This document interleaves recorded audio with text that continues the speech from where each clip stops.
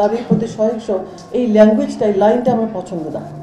নারীর প্রতি সহিংস মানে আপনি তো পুরুষের প্রতি সহিংস, তাহলে আপনি স্পেশালি আমাকে নারীকে আপনি আমাকে কেন সহিংসতার বন্ধ করো নারীর, এটা আমি কেন দাবি তুলব? লজ্জা লাগা উচিত। আমি বলবো যে ও বলবে যে মানুষের প্রতি মানুষের সহিংসতা বন্ধ করে। এগুলোকে আমাদের শিখতে হবে নতুন করে। এখন যখন ডিজিটাল বলে দাবি করছি তখন পুকুরে কাগজ ভাসছে, কারণ আমি চানাচুরিকে ঠোঙ্গাটা মারলাম ছুরি লেকের পানিতে। আমার মাথায় একটু ফেললেও না যে লেকের পানিটা নোংরা হয়ে যাবে। আপনি ফেললেন, উনি ফেললেন, আমি ফেললাম, করতে করতে একটা রাবিশ হয়ে গেল। তারপরে গন্ধ, পচা। আমরা তাকাই না দেখি, হাঁটতে হাঁটতে পট করে দেখুন নাক ঝেড়েই একজন দৌড় দিল, হাঁটছে। কি লজ্জা, থুতু ফেলে দৌড় দিচ্ছে। বেসিক জিনিসগুলো আমরা শোধাতে পারি না। যদি ওটা না পারি তাহলে কি করে আমি বলবো যে নারীর প্রতি অত্যাচার বন্ধ করো, পুরুষের প্রতি বাড়াবাড়ি বন্ধ করো? এটা আপনি নিজের সঙ্গে নিজের কথা বলেন, এটা গোল টেবিল করে আমরা আপনার শেখাবো এই বয়সে এসে। আমার কথা লুকিয়ে আছে সবার কথার অন্তরে, বাকি খানিক প্রকাশ হয় যে কাগজ কলম যন্ত্রে।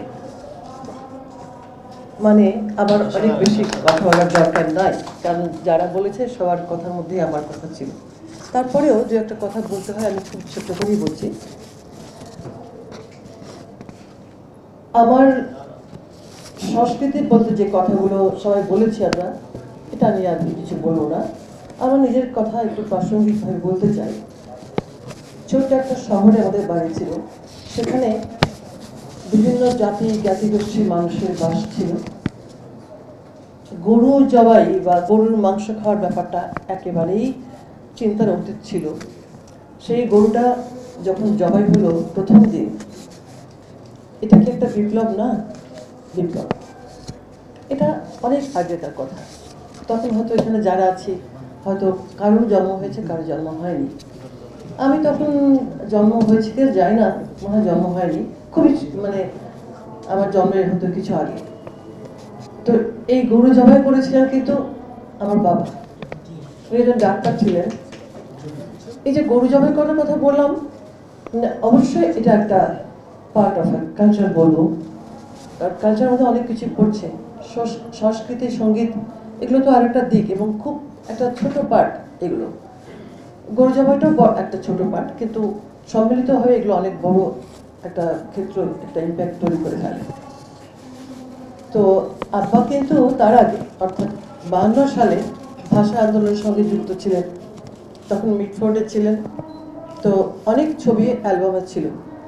তো আন্দোলন কি জিনিস, তারা কিভাবে অনুসরণ করছিলেন, তার কিভাবে পালক ছিলেন, তো অনেকগুলো ছবি ছিল আমার অ্যালবামে, আমাদের অ্যালবামে। কিন্তু ওই 71 সালে সব কিছু নিঃশেষ। আমার কথা বলতে গেলে অনেক বড় হবে, আমি এতদূর যাচ্ছি না। কিন্তু ভাষা আন্দোলনের যে একটা মানুষের সংযুক্তি ছিল, সেটা একজন ডাক্তারি পড়া একটা ছেলের, এরকম অসংখ্য ছেলের বা অন্যান্য বিশ্ববিদ্যালয়ে তাদেরও আছে। সংস্কৃতি বা রাজনীতি চালিত হয় রিলে রেসের মতো। একটা কাঠি একজনকে দেশে দৌড়াচ্ছে পরবর্তী। কখনো আমাকে দাবি করতে পারি না যে আমি একমাত্র সংস্কৃতির প্রচারক বা ধারক বাহক। এটা দাবি করার কথা ঠিক না, একেবারেই ভুল কথা এটা। এবং যখন আমরা গরু জবাই হয়েছিল তখন ভেবেছিলাম যে সারা জীবন হয়তো এইটাই অনেক পুঁথিগত থাকবে, কিন্তু পরিবর্তিত হয়েছে অনেক এবং হতে হবে। শেষকালে এটা এখন ডিজিটাল জায়গায় চলে এসছে এবং এই পরিচালিত হচ্ছে অনেক, এই যে তুষারের মতো ছেলেপেলেরা, এরাই কিন্তু এরা কিন্তু পরিচালনা করেছে। এটা ভুললে চলবে না। মানুষ একটু বয়স, আমার তো বুড়ো হয়ে গেলে তখন একটু ভয় পাই আমরা, কোনো কথা সহজে বলতে চাই না। মানে আজকে অনেক কথা বলতে ইচ্ছে হচ্ছে, বলতে পারছি না। ওরা কিন্তু ফটাফট বলে দেবে যে বলেছে যে কথাগুলো, তাতে কোনো অফেন্স নাই, বলতেই হবে। আপনার ছেলেকে আপনার সামনে যে বাবা টাকা দিব না, আমার হল রিচার্জ করতে দেবো, বাবা টাকা তো নাই, তো আপনার সঙ্গে যাও। একটা ছেলে বলতে পারে বাপকে, কিন্তু একটা বাপ ছেলেকে বলতে পারবে না, কারণ উনি ভারী হয়ে গেছেন, বয়স হয়ে গেছেন। এগুলো প্রেক্ষাপট আপনারা সবাই জানেন। আর ইমতিয়াজকে বলেছে মাঝে মাঝে গোল টেবিল আয়োজন করবে, তাহলে আমরা একটু কথাটা বিনিময় করতে পারবো, ঝগড়াঝাটি মারামারি না। আমরা সৌম্য শান্তভাবে সাম্যের মধ্যে দিয়ে সম্মান করব। এটা বারবারই বলছি যে আপনারা নারীর প্রতি সহিংস এই ল্যাঙ্গুয়েজটা, এই লাইনটা আমার পছন্দ না। নারীর প্রতি সহিংস মানে আপনি তো পুরুষের প্রতি সহিংস, তাহলে আপনি স্পেশালি আমাকে নারীকে আপনি আমাকে কেন সহিংসতার বন্ধ করো নারীর, এটা আমি কেন দাবি তুলব? লজ্জা লাগা উচিত। আমি বলবো যে ও বলবে যে মানুষের প্রতি মানুষের সহিংসতা বন্ধ করে। এগুলোকে আমাদের শিখতে হবে নতুন করে। এখন যখন ডিজিটাল বলে দাবি করছি তখন পুকুরে কাগজ ভাসছে, কারণ আমি চানাচুরকে ঠোঙ্গাটা মারলাম ছুরি লেকের পানিতে। আমার মাথায় একটু ফেললেও না যে লেকের পানিটা নোংরা হয়ে যাবে। আপনি ফেললেন, উনি ফেললেন, উনি ফেললেন, আমি ফেললাম, করতে করতে একটা রাবিশ হয়ে গেল। তারপরে গন্ধ, পচা, আমরা তাকাই নাও দেখি। হাঁটতে হাঁটতে পট করে দেখুন নাক ঝেড়েই একজন দৌড় দিল, হাঁটছে। কি লজ্জা, থুতু ফেলে দৌড় দিচ্ছে। বেসিক জিনিসগুলো আমরা শোধাতে পারি না। যদি ওটা না পারি তাহলে কি করে আমি বলবো যে নারীর প্রতি অত্যাচার বন্ধ করো, পুরুষের প্রতি বাড়াবাড়ি বন্ধ করো? এটা আপনি নিজের সঙ্গে নিজের কথা বলেন। এটা গোল টেবিল করে আমরা আপনার শেখাবো এই বয়সে এসে না। আমার জীবন আমি 65 সালের যুদ্ধে দেখেছি কীভাবে আমরা লুকায় থাকতাম। তারপরে 71 সালের যুদ্ধে সবই হারালাম, এভরিথিং, কিচ্ছু নাই, বাড়িঘরও কিছু নাই। জয়পুরহাট শহরে আমার কথা বললে, আমার বাবার কথা বললে এমন কোনো মানুষ নাই যে সে চিনবে না আমরা কী হারালাম ওই যুদ্ধে, কী দেখলাম। এরপরে আরও ঘটনা আছে। তো এত কিছু দেখে দেখে হয় না যে মনের মধ্যে রেকর্ড। কত গল্প শুনেছি আফ্রিকান কান্ট্রিতে বাচ্চারা পড়াশোনা করে না, কারণ তাদের যে অনেক মিনারেলস থাকে ওগুলো রক্ষা করার জন্য তারা বাচ্চারা জন্মের পর থেকেই বন্দুক ধরে বসে থাকে যে আমার জিনিসটা আমি স্বীকার করতে দেবো না, যেন চুরি না হয়। জাতিসংঘ তাদেরকে হেল্প করে যে খাবার দিয়ে, এবং সেই দেশে তারাও যে ইঁদুর, যেটা লাসা ইঁদুর, তার থেকে তারা বাঁচে না, তাদের অনেক কষ্ট। এই যে কষ্টকে তারা চলছে, কিন্তু আমি মনে করি আমাদের দেশে মানুষের আরাম আছে, অনেক আরাম আছে, কম খাক বেশি খাক আরাম আছে, কিন্তু আমরা সেদে যেচে আমরা মারামারি সৃষ্টি করি। আপনি যদি আপনার ঘরে আপনার বসে কথাটা মারামারি করেন, আপনি ঘর রাখতে পারবেন? আপনার ছেলেকে মারধর করেন, আপনি রাখতে পারবেন ঘর? আপনার মেয়েকে যদি মারেন, অত্যাচার আপনি রাখতে পারবেন? শুধু এইটুকু আমার নিজেকে চিন্তা করতে হবে। আমি যদি আমার স্বামীর সঙ্গে সবসময় ঝাড়ি মারি কথা বলি, তাহলে আমার স্বামী আমার সঙ্গে তার সঙ্গে সম্পর্ক থাকবে না। রাজনীতি করা মানে, যারা কাজী নজরুল ইসলাম রাজনীতি করেছিলেন তাকে বিদ্রোহী কবি বলা হয়। তিনি রাজনীতি করেছিলেন এবং মানে কাব্য করেছিলেন, সাহিত্য রচনা করেছিলেন। সেই জেলের মধ্যে তার ব্রিটিশের সেই পরাক্রমশালী ব্রিটিশের সময় রবি ঠাকুর লিখেছিলেন যে মানে যখন বসন্ত উৎসবটা, বসন্ত কাব্য যখন ওনাকে উৎসর্গ করলেন, তখন জেলের সঙ্গে দেখা করতে গেছিলেন। তো মানে লিখেছিলেন রবি ঠাকুর, কাগজে করে ভিতরে পাঠালেন যে গিভ আপ হাঙ্গার স্ট্রাইক, আবার লিটারেচার ক্লেমস ইউ, মানে আমাদের সাহিত্য তোমাকে দাবি করছে, আমাদের সাহিত্য। তখন ব্রিটিশ বললো হুইজ দিস গাই, মানে কাকে চাচ্ছে, জনগণ কাকে চাচ্ছে যে আবার লিটারেচার ক্লেমস ইউ, তাহলে নিশ্চয়ই সেটা কেউ কেটা হবে। রবি ঠাকুর কত বুদ্ধিমান ছিলেন যে উনি ইংলিশে লিখেছিলেন সেটা, যার জন্যে ব্রিটিশদের চোখ পড়েছিল। যদি বাংলা লিখতো তাহলে চোখ পড়তো না, বুঝতেই পারতো না।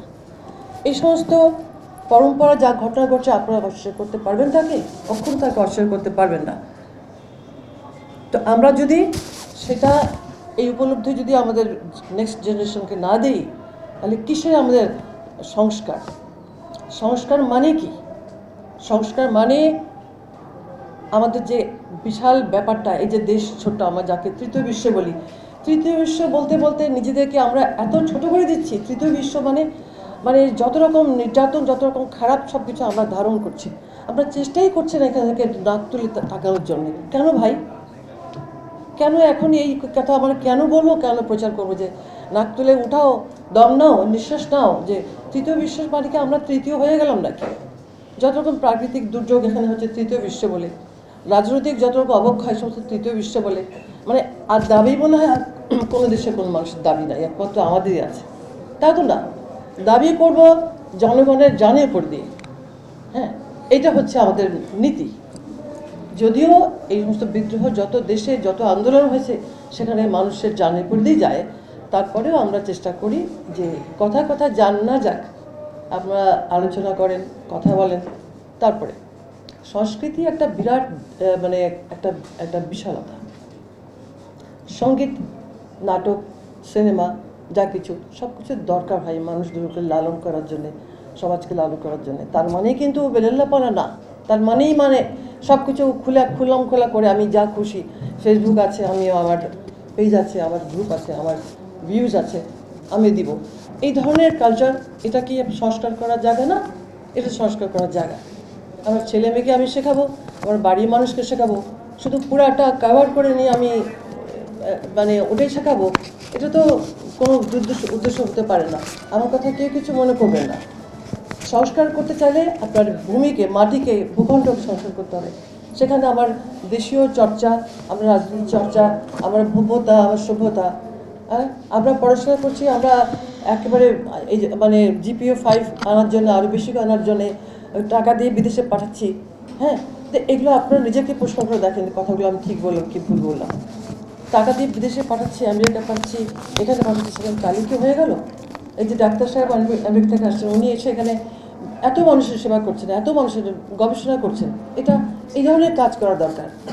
আমার মায়ারে পোলারে আমি পাশ করার টাকা কোটি কোটি টাকা দিয়ে আমেরিকা পাঠাবো, তারপরে কি বলবে? সে বলছে মা I don't care Bangladesh, that place. এটাকে আপনি শুনতে চাবেন?